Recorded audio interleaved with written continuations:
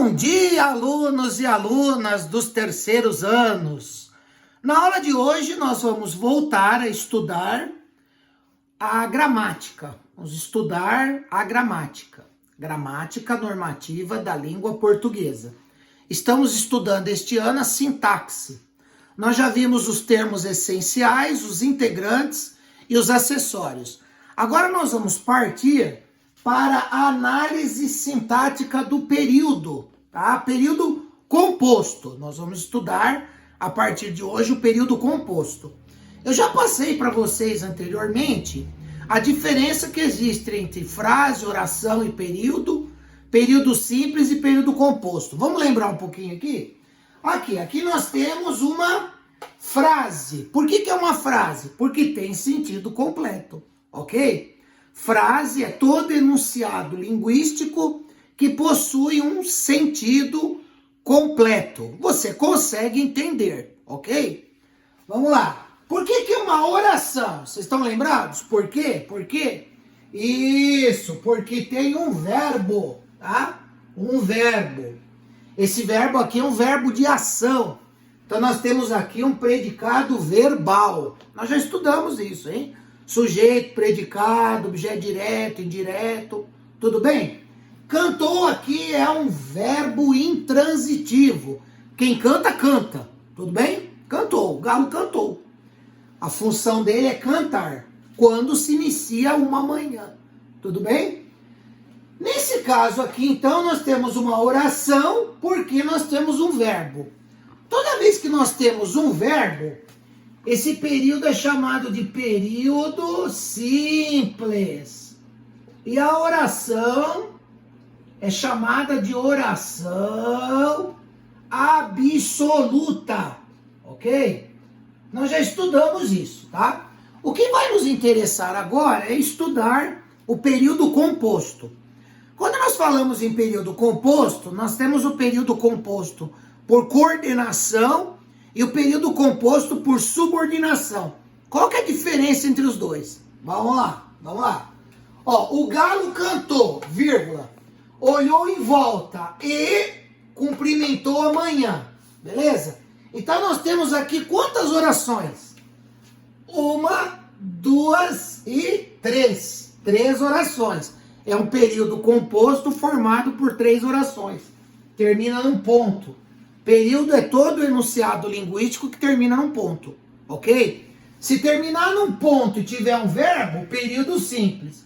Se terminar num ponto e houver mais de um verbo, nós temos um período composto.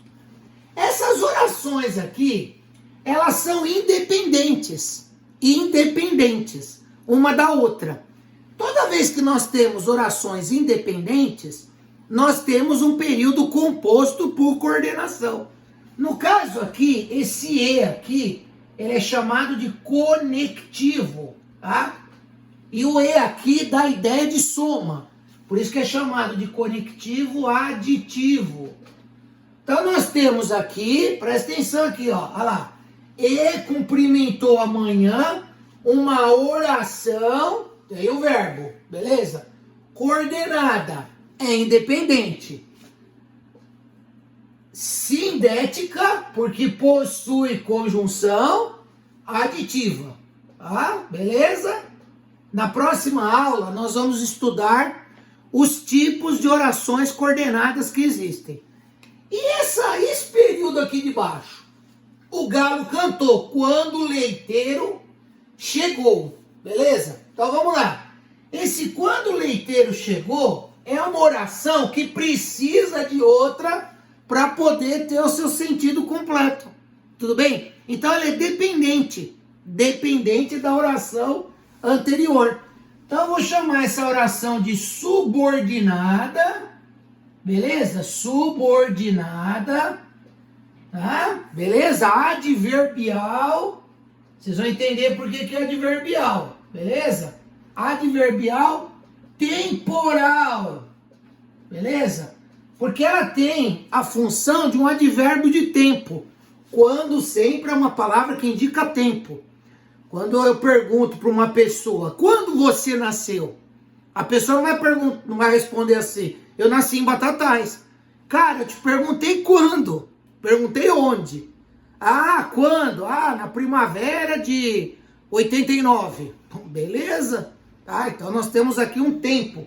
Definição de tempo. Vocês entenderam a diferença entre coordenada e subordinada? Orações independentes, orações dependentes. Essa é só uma explicação inicial para vocês entenderem a diferença do período composto por coordenação em relação à subordinação, tá? Na próxima aula nós vamos estudar os tipos de orações coordenadas. Essa semana aqui nós vamos estudar essa parte de gramática e vamos voltar para as redações, hein? Tô vendo que tem gente que não tá me entregando aquela redação opcional, viu? Beleza? Até a próxima aula, gente boa. Tchau, tchau.